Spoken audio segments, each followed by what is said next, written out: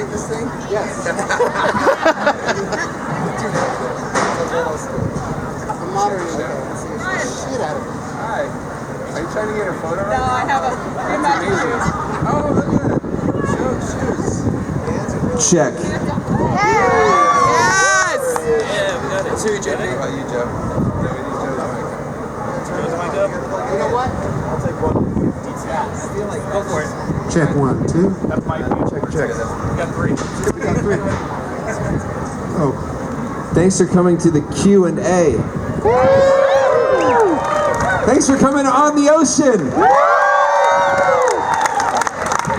has a microphone. I love having a microphone.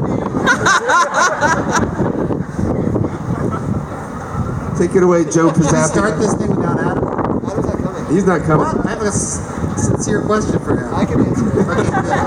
You should answer. Should I go in succession? I have questions for the boys. Hey, why don't you introduce yourself? Oh, first of all, my name is Joe Pisapia. For those of you who don't know me, I'm very friendly with the band because I was in the band for 8 years. Yeah. It was at least a hard 7, a soft 8. I can't remember. I think it's around 8. It's a good Saturday night. And it was a lot of fun, and I'm really happy to be here today. Yeah. Oh, this is my stage. Welcome to my domain. This is the Joe's Play stage. I love that I was, even in my dreams, I was like, I hope people sit Indian style. That's why, because I want to sit and play music. So later on, let's all sit Indian style. Hey, Joe, we don't say Indian style. We say crisscross applesauce. I'm so old school. No offense. No offense to the people that were not immigrants. The original non-immigrants. Anyway, so what I thought we would do, because I'm a moderator here, and I've been waiting all my life to moderate this thing, is I thought I would just, maybe if you want, I'll lead with a question, and then you could take a question, and then I'll take a question. What do you think of that? Everybody loves that. And so, but I was thinking of doing individual questions to get to the heart of the matter. I have targeted, pointed questions for everyone in the band. Yes! Should I start with Brian because he's first? Okay. I would, after all these years, I just wondered something. Because I know your musical tastes, and I know, like, the things that you like, and you've turned me on to, like Pavement and other bands, And then I was always wondering what was the original inspiration to play hand drums? Because I can't tell where that inspiration really came from. That's a really great question. I have to actually think about that, and honestly, it came from convenience and frugality. I brought a pair of bongos to college with me. I put them on my shelf, and then I pretended when I met Ryan and Adam that I knew how to play them. I really didn't, and from there I just kind of added one drum at a time and kind of just pulled a fast one on them. But I didn't have like a high school where I listened to a lot of percussion or any other sort of hand drum connection other than like my friend Mark got me a pair from Spain and I brought him to college. That's the whole story. Thank you, Mark. Thanks, Mark. Thanks, Mark. We don't have a microphone.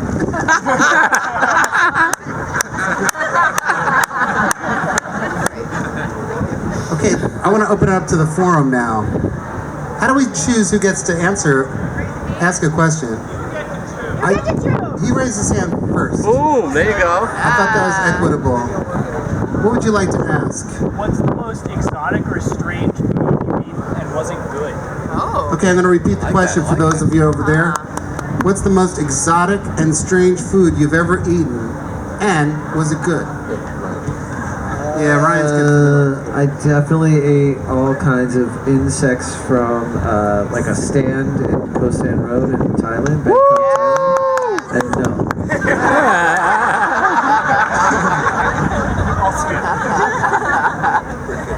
Sometimes on the bus, I'm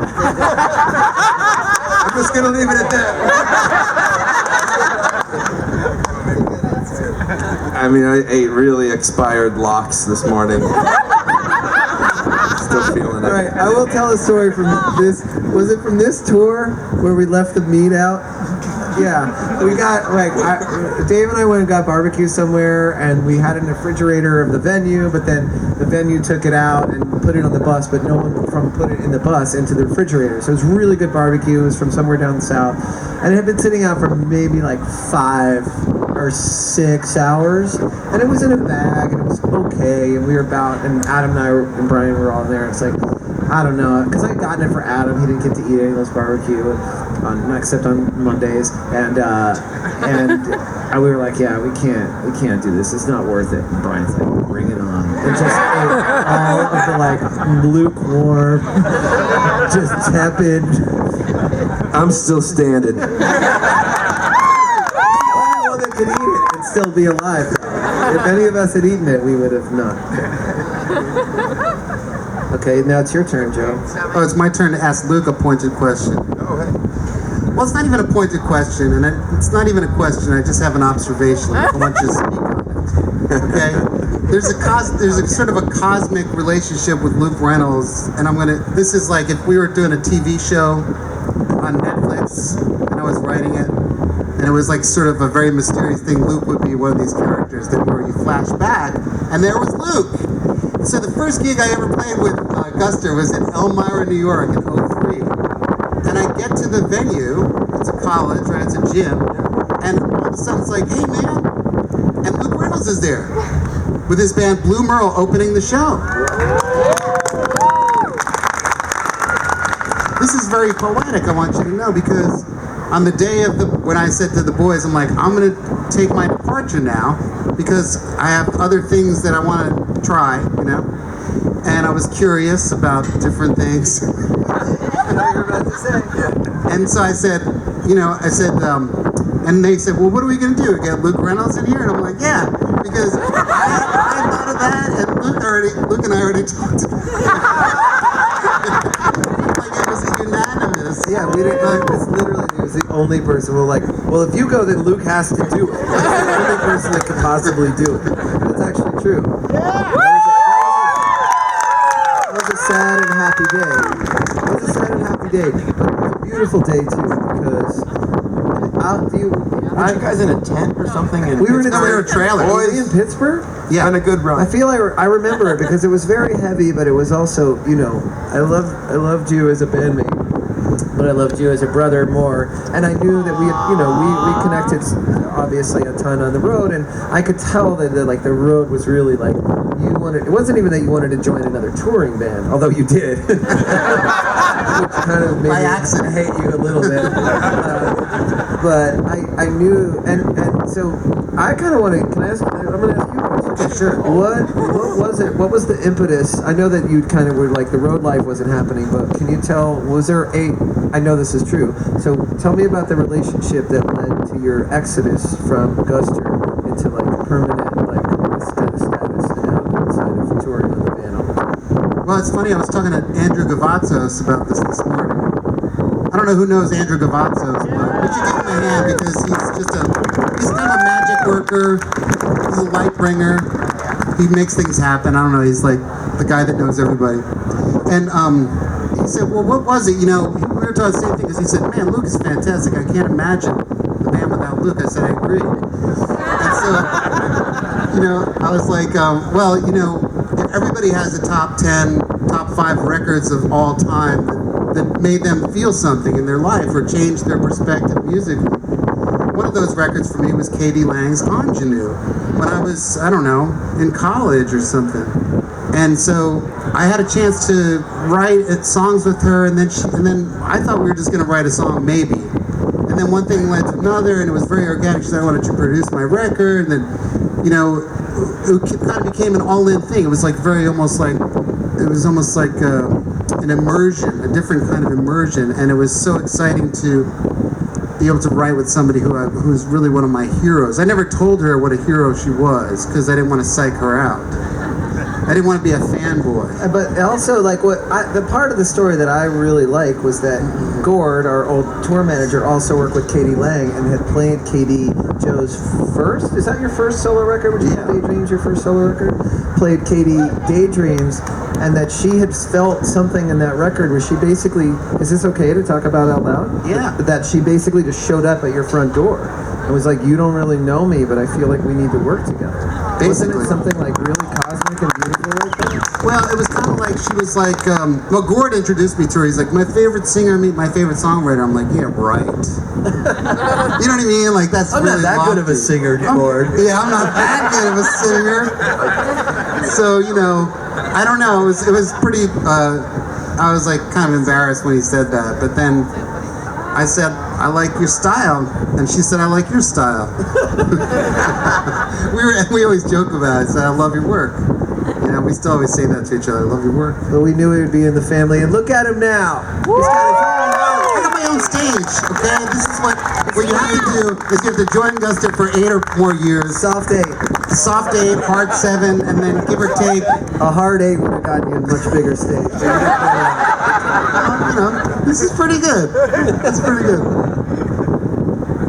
Oh, Vivian, really? Okay. I feel like you know everything. I feel like you should be up here. I have a serious question though. I feel like you're like you got more of a lady vibe going on. Last year I had more lady fronted bands opening for you. Do we have now a you have a lady vibe? monitor lady and a guitar tech lady. Is this all because like you're becoming super feminist because of your beautiful wives and beautiful daughters, or what's going on? Okay, so the question is, have we become feminists with lady vibes in the band because of our wives and daughters? I think we could all speak to this, but Brian, you were itching for it. Well, three That out was of a our good question, Ryan. Great question, Vivian. Thank you very much. That's a really great question. I actually do think that's a wonderful question. so we have 4 new crew members, and 3 out of the 4 are female, and people have noticed that. And the reason for that is just that they're the best crew we've ever had. So why not? That is 100%. That's the reason. I will also say, and this doesn't have to do with the crew, but as we are very aware of representation and how things work, and we are 4 privileged white dudes, and I think it is also incumbent on us to do what we can to help show at least some gender diversity and sexual diversity and all kinds of diversity. So we're trying really hard to not present as a bunch of white people on stage, because it's really important that that's not what people see, and that's how we're trying to raise our kids, and that's just how we're trying to be humans in the universe. But they also are the best crew that we've had. Change your bus behavior now. Do we change our bus behavior? That's also a fantastic question. And the answer is yes. We do. And I think it's for the better. I think our bus is a more peaceful, beautiful, and cleanly. Not because they clean, because we clean up after ourselves now. Instead of a bunch of dudes just scratching their butts every day. You know? It's like, oh, we can't just walk. Yes, we do. Yes. Fantastic question. No 5-hour barbecue left over anymore? Ryan will just hoover up all the okay, I think we have like 15 more. I don't want to talk over. I think who's on next? Kat? I think yeah. So we have time for a few more questions. I have a question for you. Oh. Yes. Okay, I'm sorry, I didn't mean to take the question. Luke, do you feel validated and listened to? Because I know we didn't feel like we got it. I'm in an Adirondack chair drinking coffee with them. Pretty good. But it is amazing that you've been in the band longer than I was. Hard 8. I'm a soft 10. You're a soft 10.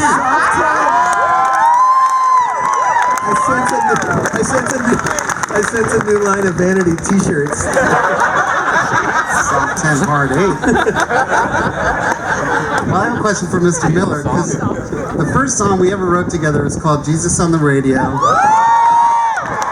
And I wrote a little thing about it on the internet. I don't know who sees that stuff. A romantic, recanting of that glorious day where he rode his bike up to my window. I was in a ground floor apartment right down the street from a studio where they were recording Keep It Together.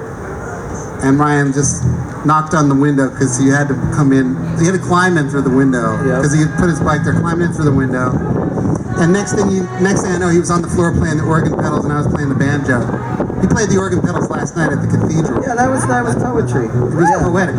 Yeah, Yeah. The original. The whole origin story is we were on tour with an artist named Josh Rouse, and their drummer David Gerke, who's kind of a famously angry, cranky guy. I think he would own up to that. It's like, I'm gonna give you this record, you're gonna love it. Stu Mark's brother. And I was like, man, why are you so mad at me all the time? So I listened to the record and calm down. I listened to it and I loved it, and I was like, I really like this. I want to meet this dude. And I think it was the first time we ever hung out one-on-one, right? No. It was after we had already played with you guys for a couple Oh yeah, well tours. JMB had gone on tour, but I think it was like our first hang. It was our first non-on-the-road hang. And you had an organ in your thing, and I was pressing bass pedals, and then you were playing banjo. We wrote a song, and then I was like, you should be in our band not too long after that. It's true. Because Keep It Together had a lot of overdubs on it, and I'm like, I can do overdubs in real life. You know what I mean? I know what Peter Holsapple does for REM. I'll be that guy, you know? Just throw me, tell me what to do. I'll just be the guy in the, it's like the sous chef. Yeah. We need more mirepoix. We need more oregano coming over Yeah, here. after your hard six, though, it went beyond mirepoix, my friend. Aww. That was like antipasti. Okay. But I have one more question for you. I didn't get to you. Sorry. It's very interesting. My question is interesting. My question is very deep Strap and in. meaningful, and I think it might be aliens. I think it's aliens, dude. Just kidding. Okay, so Jesus on the Radio, right? We wrote it together, but everybody writes different parts. We came up with the chorus together in Nashville, but then you had written the verse. And I was just curious, like a couple weeks ago, I was like, wait, it's like March 16th, and then 3/16. Did you ever think about that? No, that's awesome. Yes. Yes. That's like that's sort of one of the Christians' greatest hits. It is. And John 3:16. That's like on the back of trucks in Tennessee. You know what I mean? That's what's really great about me as a lyricist is I drop really cool things that I don't even know. Actually, I think I actually substituted March 16th as the date in that song because my favorite Uncle Tupelo album is March 16 through 20. So you're the guy. I just put in the date. I didn't write any other lyrics. that But date. you still got your 25% of that one, Brian. But Joseph Campbell would be proud. Wait, can I say one thing on the 25% thing? We no matter how we write, we've always split our publishing equally between the four of us. And publishing, for those of you who don't know, can be a very lucrative source for a band, and that's because I had heard early on, they're like, if you want your band to stay together, split your publishing equally, and then that way people don't get grabby. And that's just one of the reasons that we're still a band right now. True story. And Brian's awesome choice of March 16th for Jesus to keep the Christian mythology. Wow. Okay, we don't have much more time. Any more questions from people? Maybe beyond the front row.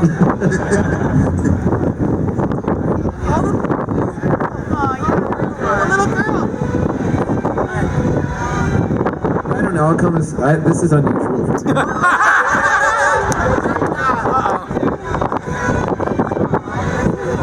Hey guys, I want to talk about hopes and dreams. Any place, any venue that you have not played, that maybe you have like secret desire to play. Anyone and everyone can answer. Thank you. Well, we do have a dream. The dream is to play a venue that we've already played 4 times. It's called Red Rocks. But hang on. We really want to one day headline Red Rocks. And so it's on our radar as something we might try one day. We're not big enough to headline Red Rocks, but maybe we should just do it anyway. By the way, here's the real thing about Red Rocks, and no one will tell you this. Your band, whoever you are, could sell out Red Rocks. Like, everybody just goes to Red Rocks. Nobody cares. Red Rocks is awesome. It's so hard to get a date at Red Rocks. It's like, we're like, we want to headline Red Rocks. Okay, cool. There's 17 people ahead of you on March 14th in 2027. It's like impossible to get a show. What's that? Yeah, March 16th. Do you have a wish list? Do you have a dream list? Yeah, Europe was fun. Europe was great. We have no fans there except for whoever you guys like traveled over there. But Europe was such a blast. I think they're just sound checking right now. I think we got like 8 minutes left. Yeah. Okay.